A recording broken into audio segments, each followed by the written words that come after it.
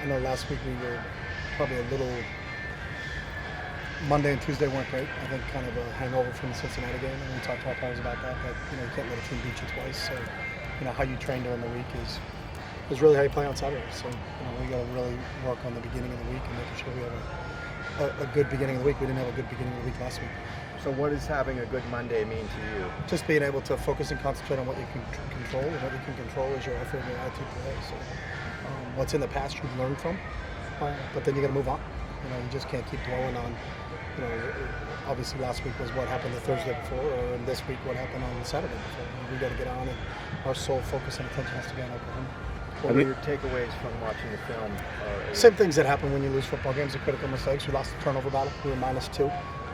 We didn't create any turnovers on the defensive side of the ball, and we had 2 protection breakdowns where our quarterback got hit. So we fumbled in the process of trying to throw the ball. So we put 2 on the ground there, and then lose that. We lost the explosive play battle 5-2.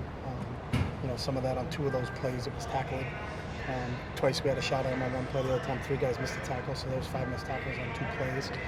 So whenever you lose the explosive battle and you lose the turnover battle, you probably don't lose the football game. You last year gave us a tally for total missed tackles. Did you have that for that game? It was 16. 16.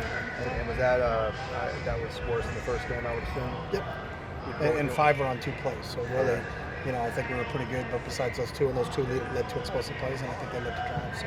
Do you remember what the number was from the first game? No. Okay. Third downs conversion rate. It was 6 of 15. Yeah. 2 of them were on penalties. For the season, you're 37.9%. Where do you want that number to be? What's that? You're 37.9%. Yeah, there's not a set number. You need to convert on third down. You'd like to be 100%. So that's what I'd like that number to be. How's the mindset of the team right now, Coach? They're good right now. We just had a team meeting, and we're off on Sunday, so we had a team meeting and then position meetings today, so we can go over the corrections and then talk about the day 1 install for Oklahoma. So they understand what the task is, and they're excited about it. How do you keep a team motivated and up? Very easy. I mean, that's what you are. If you're a competitor, you get excited about playing in games like this. So I'm not worried about that. Is there a petition for Olsen Yankoff's waiver with the NCAA? No, not that I know of. It got denied by the University of Washington. I think it's denied by the school, but from our understanding, there's no other recourse. So, Washington said that he couldn't play, so he can't play. So that's Washington's decision, not ours decision. But you don't appeal that with the NCAA? Yeah, but they always revert back to what the school said. So. Okay. So Washington denied him the opportunity to play, so he doesn't have an opportunity to play the show. So when you look back at the offense the first 2 weeks, what isn't working? It's just consistency. I mean, you look at our opening drive. We in both games, in the Cincinnati game, we get the ball down to the 4-yard line and we fumbled. And then in this one, we went 4 plays touchdown. So, we also had in the middle of the game, we had a great 14-play drive for another touchdown driving score. So, you just 1 off or 2 off. Sometimes it's a receiver maybe with a drop, or then it's a protection breakdown, or then we miss on something. So we just need to be more consistent. I think that's what all teams at this point in time are striving for. I think the consistency level has to be better, and when it is better, then you have more success. But we've proven that we can do it in both weeks. It's just a matter of doing it on a consistent basis. So that's what we're striving for. You got some young players out there. Is there any thought that maybe you need to simplify some of the concepts for these guys to help them? No, we're really simple right now. So can't get much simpler than what we're doing right now. So. What did you get from Alec in his first game back? It was good to see, Alec really first extensive playing action.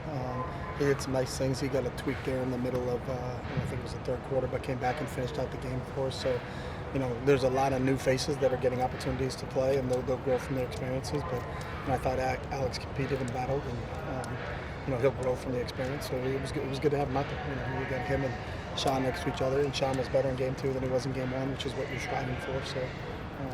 We've got some young faces that are playing, but they're taking advantage of those opportunities. You said after both games that you want to protect Dorian better. What can the offensive line do better? It's the same thing. You know what I mean? I think just some consistency. You got a good pass rusher. 44 for them was their best pass rusher, and both times he was the guy that, got in and hit Dorian and caused the fumble. So, it's when you go against a good guy, you got to make sure that you're really sounding your techniques and your fundamentals, because that's what wins in those situations.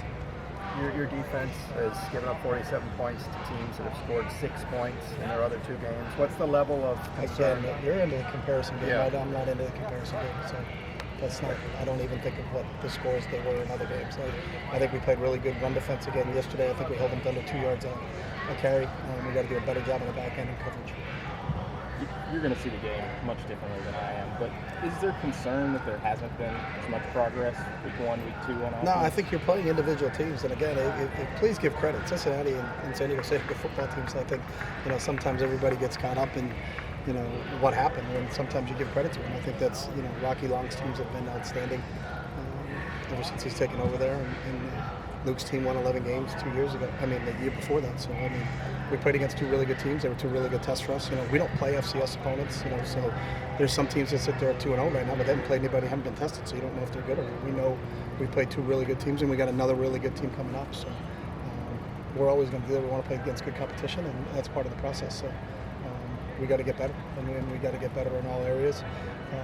The penalty game, there weren't many, but they were critical. We had 2 third and longs where we had pass interference penalties that extended drives, one of them and led to a touchdown. And then we took 2 critical areas in the special teams game. An illegal formation where a kid's just not up on the ball, a young player, and then we negate a ball that's down to, Mo Austin makes a great play and tackles the guy on the 6-yard line. And then we got a re-kick, and the ball comes out to the 26. So you gave up 20 yards of field space on one play. And then we had a holding penalty on a punt return where the ball was kicked out of bounds, where we didn't have to hold anybody. So I think those are things that we'll clean up. We single them out on film. We talk about the technique that was executed and where we are and how we can correct those mistakes. And when you have a young team, that's what the process is all about. It's about growing each week and continuing to get better. So we're striving to be more consistent in terms of what we're trying to do.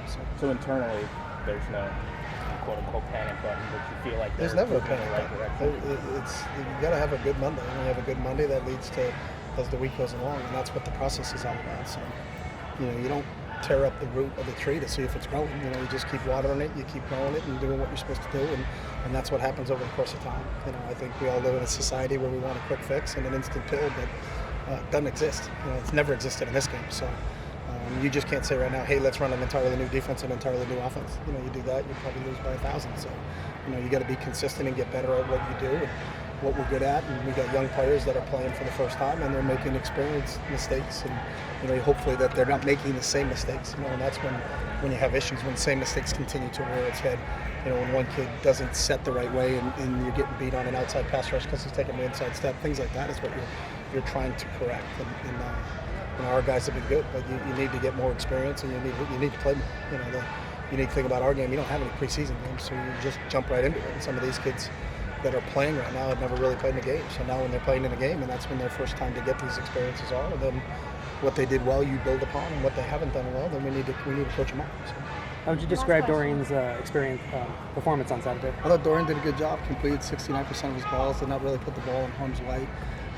Was consistent. I think overall offensively in the pass game, we needed to protect a little bit better. If we protect a little bit better, I think we would have had even better results. You talked about not being able to scrimmage SC because the NCAA doesn't allow it. In college basketball, you can have a close scrimmage against another team. Is that something that the NCAA needs to consider in football that can help you out? I'm worried about Monday.